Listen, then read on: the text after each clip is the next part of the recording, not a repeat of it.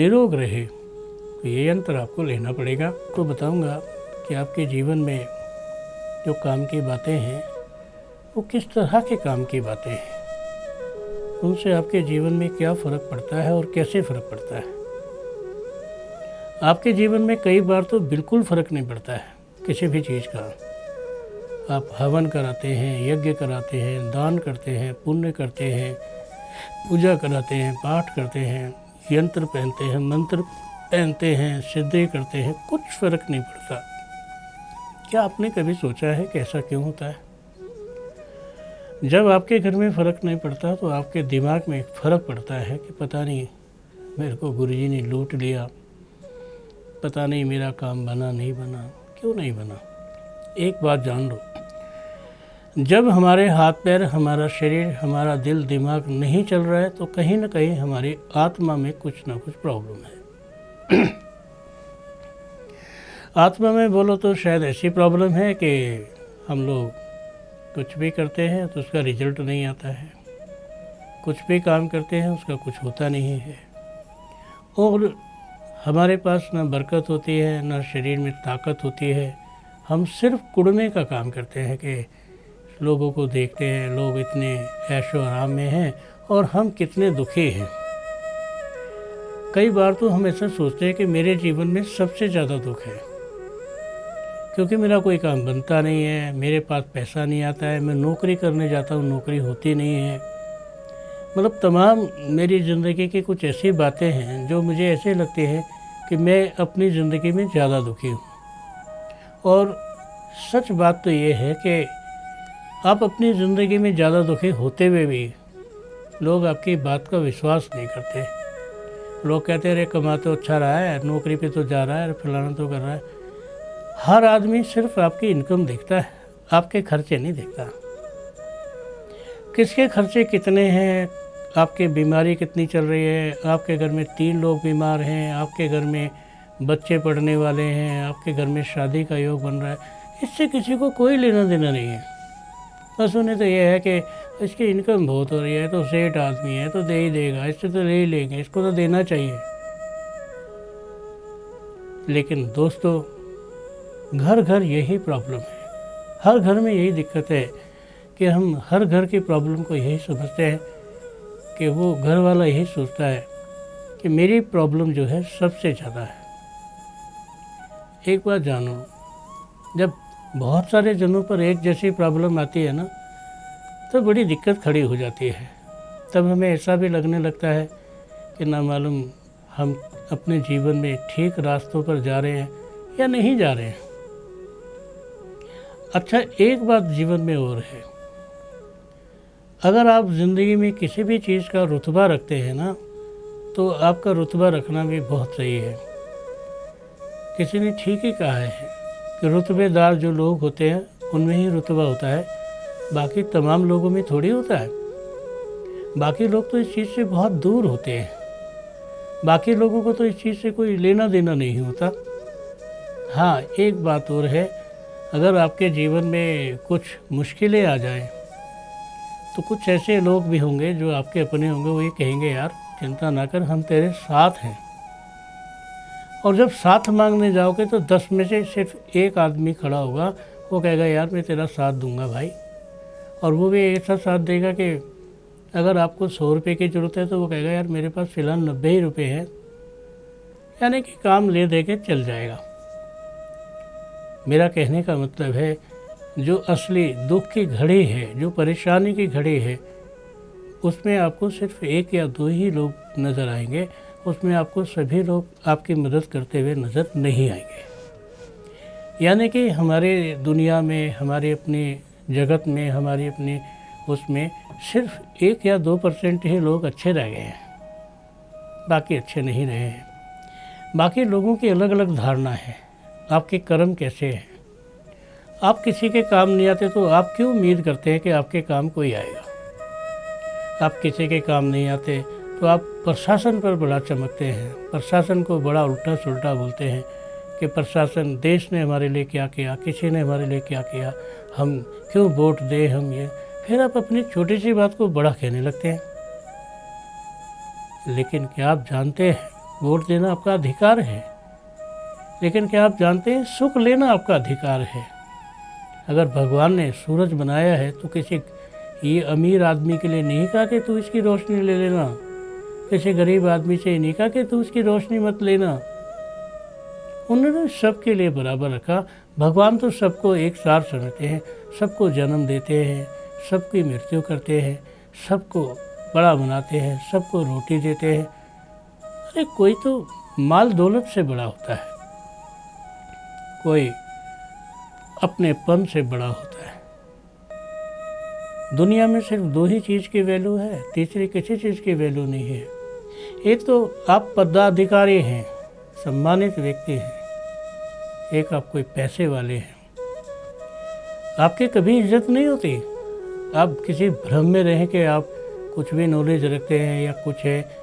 सिर्फ आपके कर्म में जो अच्छे कर्म हैं उनकी इज्जत होती है, उन्हीं की वजह से आपको पहचाना जाता है, उन्हीं की वजह से आपको जाना जाता है कि आप क्या है, कैसे हैं और क्यों हैं। अगर आप ये समझते हैं कि आप बहुत रुतबे वाले व्यक्ति हैं, अगर आप ये समझते हैं कि आप में तो कोई कमी है ही नहीं, तो गलत फहमी है। आदमी पूरा कभी नहीं है, उसमें कहीं ना कहीं कोई ना कोई कमी तो है। और अगर आप में कमी है तो इसका मतलब यह है कि कम भी चीज़ जो है वो भी आपकी वजह से है, आपके एफर्ट्स की वजह से है। आपके ज़िंदगी में जो कुछ भी हो रहा है सब निर्णय है, ले लिया गया है कि ये होगा, वो होगा, ऐसे होगा। चलिए थोड़ा शॉर्टकट में बताते हैं। आपके जीवन में एक बहुत बड़ी बात है कि आपके घर में नुकसान होता है, आपका घर में दिल नहीं लगता है, आपके घर में बच्चे नहीं हैं, बच्चे हैं तो कहना नहीं मानते, बच्चे पढ़ गए तो नौकरी नहीं लगती, बच्चे बड़े हो गए शादी नहीं होती, शादी हो गई बच्चे नहीं होते, फिर मतलब आप एक बड़े से जाल में फंसे हुए हैं। आप नहीं, तमाम लोग। किसी के घर में थोड़ी ज़्यादा दिक्कत है और किसी के घर में थोड़ी सी कम है। ये आप नहीं कह सकते कि सब बराबर हैं, सब अच्छे हैं। कोई बहुत अच्छा है, अमीर है, पैसे वाला है, संतान से बड़ा दुखी है।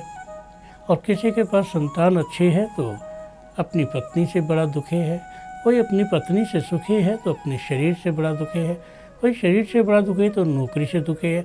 नौकरी से दुखी है तो फिर किसी बिजनेस से दुखी है। बिजनेस, कोई न कोई दुख आपके जीवन में लगा रहता है। आपको जानकर हैरानी होगी कि अत्यधिक कपड़े होना भी एक दुख का कारण है। अगर आपके पास बहुत सारे कपड़े हैं तो ये बहुत बड़ा दुख है। इसका क्या कारण है कि आपको देखकर बड़े लोग परेशान होते हैं, उनके बड़ा दुख होता है कि यार ये इतना सुखी क्यों है। तभी तो किसी ने कहा है आदमी अपने सुखों से बिल्कुल दुखी नहीं है, आदमी दूसरों के सुखों से बड़ा दुखी है कि दूसरा आदमी मज़े ले रहा है और मैं बड़ा परेशान हो रहा हूँ। चलिए आपको भी थोड़ा राहत देते हैं। कहते हैं अगर वास्तु दोष आपके जीवन में लगा है तो आपके जीवन में हर प्रकार का कष्ट आ सकता है, तो उस जगह में आपको सुख नहीं मिलेगा। ये है वास्तु दोष निवारक एक यंत्र है, बड़ा अजीब सा, बलग अलग सा, बीच में चांदी का और चांदी के ऊपर जो है रत्ती लगी है। कहते हैं एक रत्ती भर भी सुख नहीं है। हम तो कहते हैं कि 50 रत्ती का सुख लो, 30 रत्ती का सुख लो, और क्यों ना लो, सुख आपको मिलना ही है। लक्ष्मी नहीं आती है, बीमारी घर में रहती है, आपके घर में सुख शांति नहीं है, झगड़े झमेले होते हैं, आपके घर में बरकत नहीं है, आपके घर में बच्चों की शादी जल्दी से नहीं होती है, आपके घर में शादी सफल नहीं होती है, आपके घर में ऐसी तमाम समस्याएं हैं जो आपको पता है, किसी दूसरे को नहीं पता है। उन समस्याओं की वजह से आपका घर जो है पीछे घिसटता जा रहा है, पीछे घिसटता जा रहा है। लेकिन आप ध्यान से सुन लो, घर में अगर कोई भी दोष है, जैसे आपके शरीर में कहीं भी चोट है या दोष है, आपके पैर में अगर लड़खड़ापन है तो आप ये सोचो कि पूरे शरीर में प्रॉब्लम है। पैर में लड़खड़ापन का मतलब ये है कि अगर आपके घर में आप लंगड़े हैं, आपका लंगड़ापन है, तो आप में अपने जीवन को जीने में कहीं कुछ कमी नज़र आती है। इसी तरह हमें नहीं पता कि हमारे घर में हमें क्या प्रॉब्लम है, पर हमारे घर में अगर कोई वास्तु से रिलेटेड प्रॉब्लम है तो ये ठीक करेंगे आपको। ये गुरु प्रसाद है। निरोग रहे तो ये यंत्र आपको लेना पड़ेगा और इस यंत्र का आनंद आप ज़रूर लेंगे, क्योंकि ये यंत्र जो है बड़े काम की चीज़ है। दोस्तों, ऐसे यंत्र भी होते हैं। किसी ने कहा था कलयुग में, कलयुग जो है, कलयुग जो भी चल रहा है वो कलपुर्जों का शहर रहेगा। कलपुर्जे में ये यंत्र भी आता है, कलपुर्जे में मोबाइल भी आता है, कलपुर्जे में दुनिया की सारी ऐसी चीज़ें आती हैं जो ऐशो आराम से जुड़ी हुई है। क्या आप जानते हैं, अगर आपको अपनी लाइफ में किसी का विश्वास नहीं है तो यूँ कहेगा कि यार मोबाइल पे दिखा देता हूँ, लाइव दिखा देता हूँ, मम्मी से बात करा देता हूँ, पापा से बात करा देता हूँ, ऐसा ही तो सोचोगे। और ऐसा सोचने में आपके जीवन में बड़ी सारी दिक्कतें आएंगी जाएंगी। दिक्कतें आपके जीवन में आ जा सकते हैं, लेकिन आपके जीवन में जो दिक्कतें हैं वो किसी एक ऐसे मोड़ पर भी खड़ी हो सकती हैं जिनको ये कहा जाएगा कि ये तो जीवन में हुआ नहीं है। और मज़े की बात है कि जब कुछ जीवन में हुआ नहीं है तो फिर ये दिक्कत कहाँ से खड़ी हो गई, फिर ये समस्या कहाँ से खड़ी हो गई, फिर इस प्रॉब्लम में आप एंटर कैसे कर गए।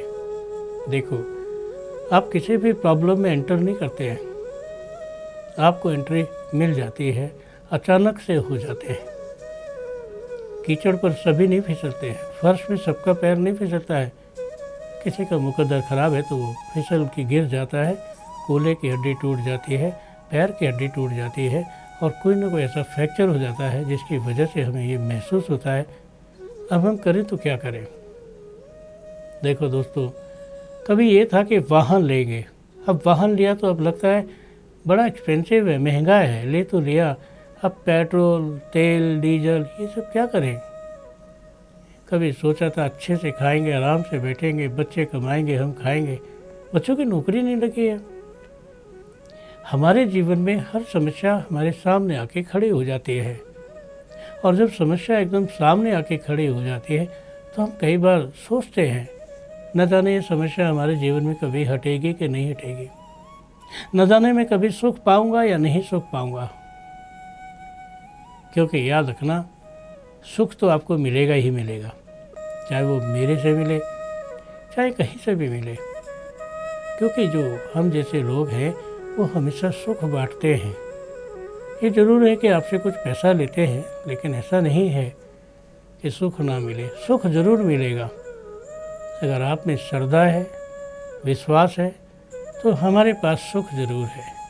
और आप में विश्वास ही नहीं है तो आपको कोई यंत्र मंत्र की ज़रूरत नहीं है, भगवान का नाम लो।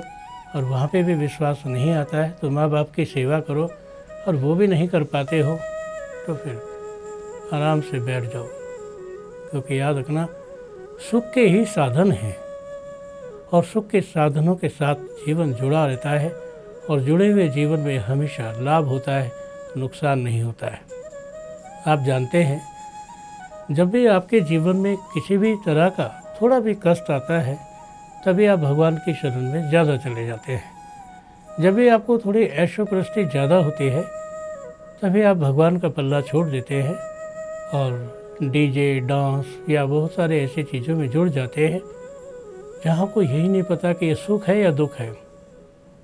देखो, आपको नहीं पता कि आपको सुख मिल रहा है या दुख मिल रहा है, क्योंकि सुख और दुख की परिभाषा तो आपको अपने आगे आने वाले समय में दिखाई दे जाएगी, और वो भी ऐसे कि कई बार लगेगा, जैसे कहने का मतलब है मैंने शायद अपनी ज़िंदगी में कोई गलत डिसीजन ले लिया है। क्योंकि गलती होने के बाद आदमी सॉरी बोल दे तो वो गलती पर डिपेंड करता है कि किस तरह की गलती है।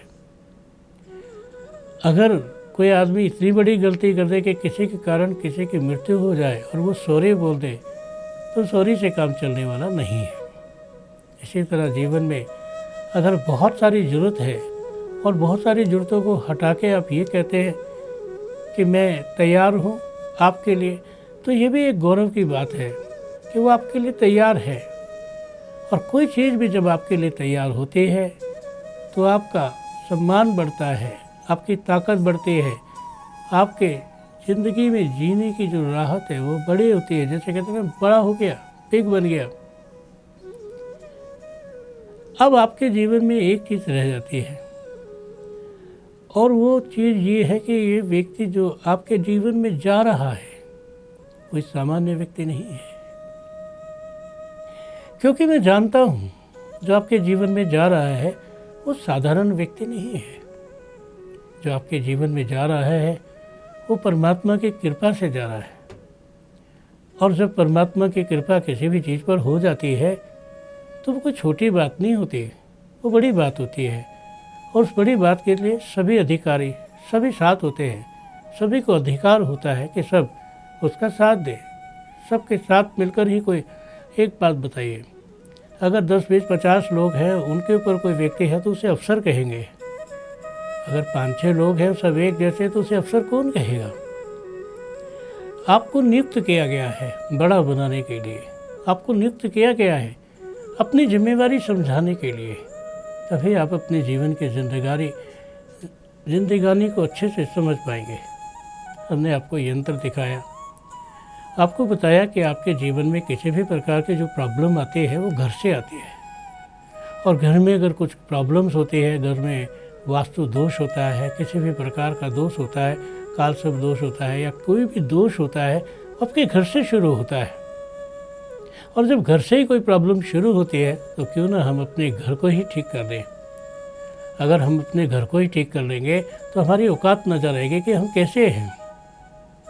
आपका घर में रहने का जो तरीका है सही नहीं है, उसको भी ये समझ लो कि भाई कहने का है क्या ज़िंदगी में मिल रहा है, ऐसे क्या बोल है जिसके लिए आदमी अपने दिमाग में सोचता है कि कैसे मैं प्राप्त करूं। और याद रखना जीवन में जब भी प्राप्ति का, जैसे कहते हैं ना कि अपने जीवन में चेंजेस हर कोई चाहता है और अपने हिसाब से चाहता है, किसी के हिसाब से नहीं चाहता है, अपने हिसाब से चाहता है। तो दोस्तों आपको यंत्र मंगाना है, दिवाली मनानी है, सब शुभ रहे, सब अच्छा रहे, इसके लिए कामना करनी है कि हम आपको क्या क्या चीज़ कहाँ कहाँ से ला कर देते हैं।